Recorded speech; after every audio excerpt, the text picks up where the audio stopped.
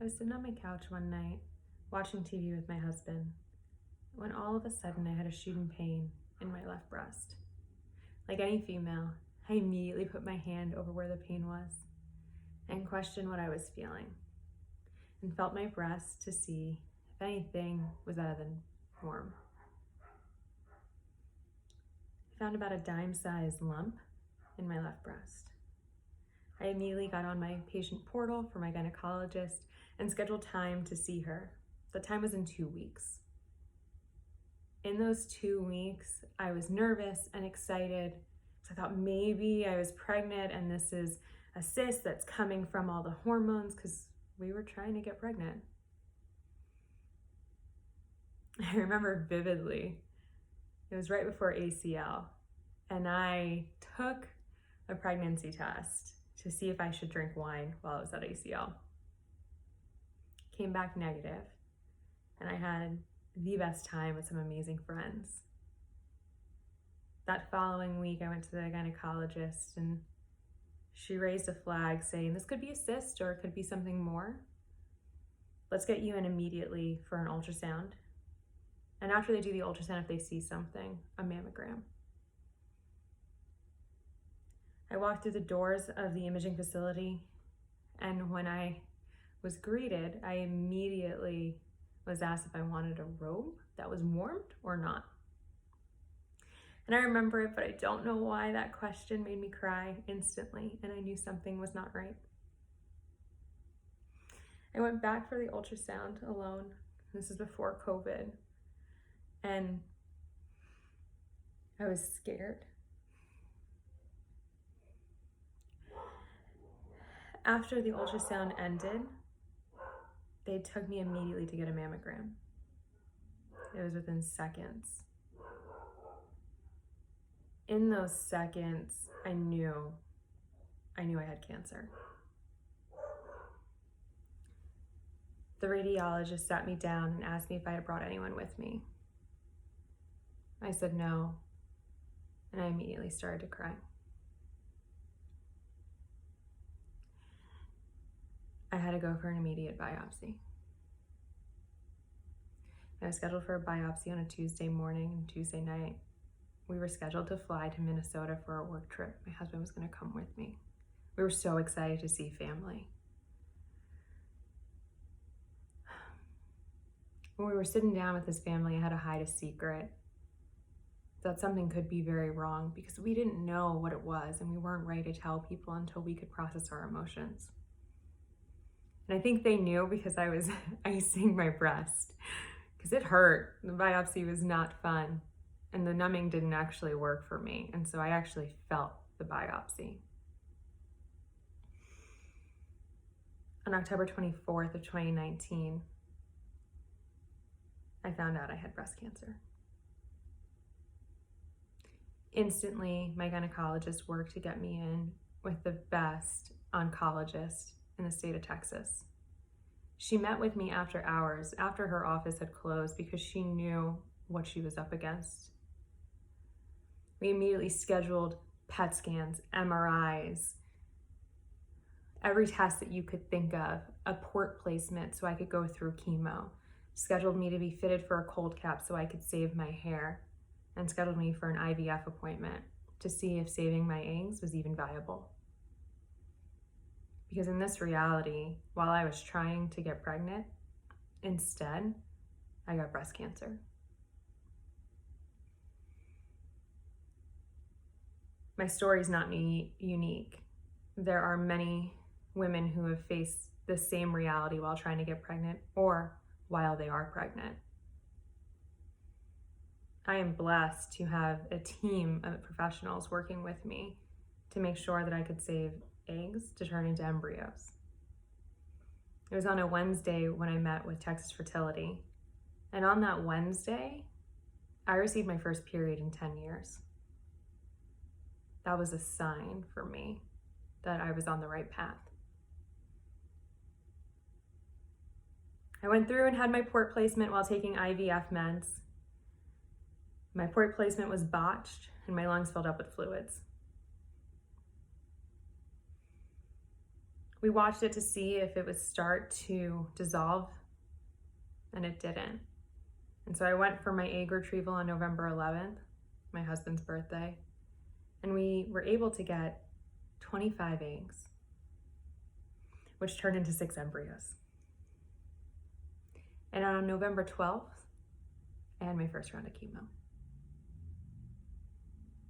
When I walked in on November 12th to have my first round of chemo, I was also greeted with the fact that I had stage 4 breast cancer. My cancer had spread to my sternum and to my sacrum. And I was sent to have a biopsy done on my bones. And honestly, that biopsy was pretty easy compared to the breast biopsy. At least the numbing worked.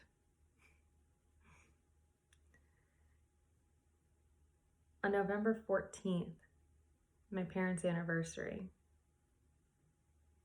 my parents' first wedding anniversary that my mom was without my father, she also watched her daughter enter into the emergency room because she couldn't breathe and kept fainting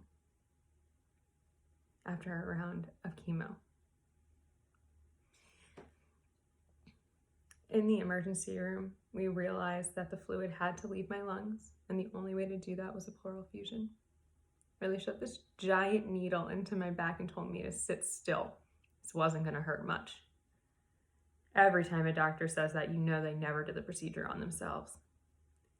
I expressed so many obscenities and cursed out that doctor while sitting still, mind you. But they removed the fluid from my lungs and tested it to make sure that my cancer hadn't metastasized any further. Once again, I feel lucky because although the cancer had metastasized to 2 parts of my bone, it wasn't in my lungs. I then spent several days in the hospital. My first chemo was traumatic. My second, third, fourth, fifth, and sixth chemos were traumatic. I lost a part of me during that time. Breast cancer is not sexy. It is not fun. It is not pink. It is hard. It is traumatizing. It is scary. I finished my last round of chemo the day after my birthday on March 2nd. I had turned 29. And they sent me for a PET scan to see how I reacted to the chemo.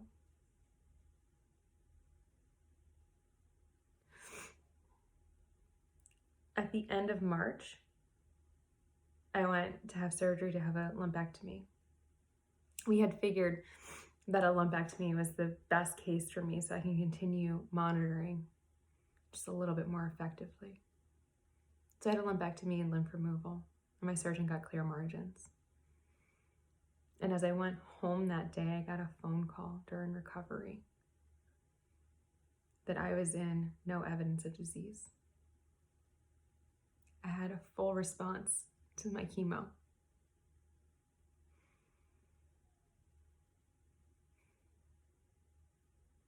I was able to take a break for 2 weeks from treatment to recover, and then was right back on it. I will be on what they call maintenance treatment for the rest of my life. I go every 3 weeks to get an infusion, and I look forward to those treatments, for I know that they're saving my life. So I started those maintenance treatments in April, and then went on to radiation. I started radiation in April and went through June, through the end of June, sometimes 2 times a day.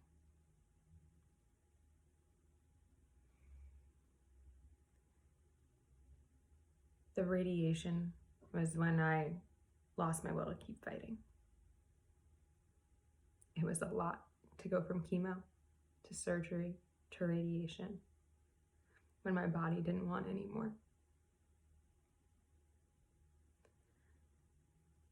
As we got closer to the anniversary of my father's death, that 1-year anniversary, I was trying to figure out why I was fighting to live.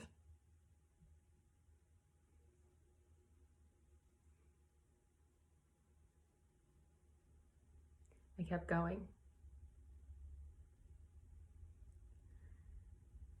And my depression hit really bad. And then in July, we were able to have our first embryo transfer to our beautiful surrogate. Unfortunately, that transfer didn't work. It wasn't meant to be that time. And my depression got really bad. And I continued every 3 weeks, go into the infusion room. And I continued to pray and meet with my priest and grieve the person who I was before I had cancer.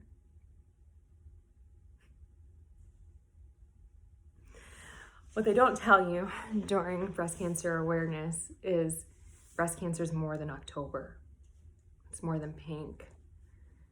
It's more than save the boobies. It's real. It's my life. It's what I'm faced with every day. Tomorrow's not promised for me or you watching this. But the reality that I might die is in the forefront of my mind every day.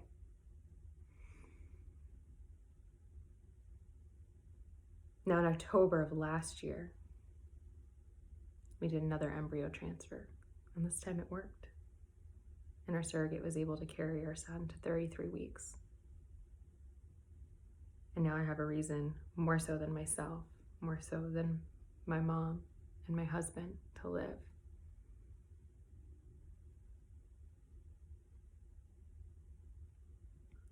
It's easy to put a pretty bow on something so terrifying. And it's easy to say, I don't know what to say when someone tells you they have cancer, or I don't know how to support you. What's hard is being there with your friends, seeing them incredibly sick, sitting next to their bed, crying, hoping that they pull through. I've lost some cancer friends already, just being in this community for 2 years. It doesn't get easier. It doesn't get easier when you tell someone you have cancer and the first thing they said is, oh, my cousin died of that. It's not helpful. What is helpful is to acknowledge that really sucks. I'm here to support you.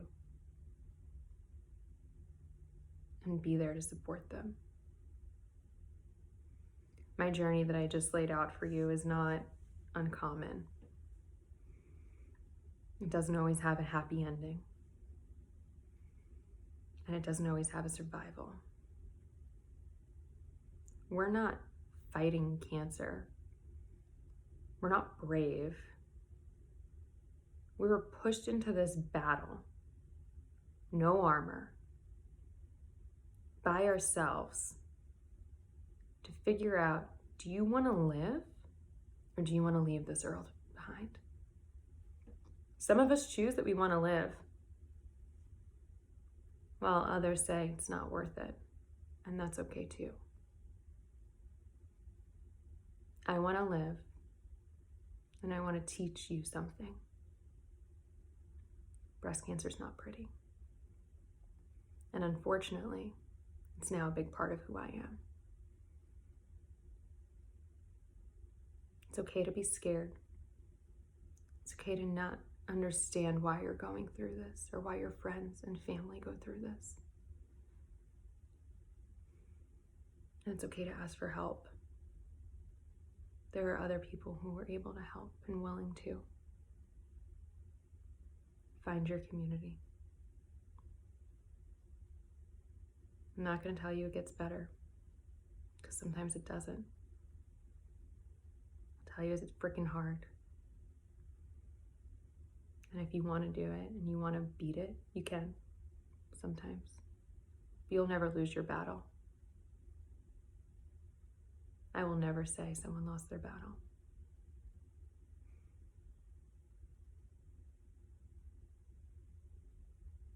My journey continues. and I'm going to be transparent with everything I go through. Hopefully you can learn something today.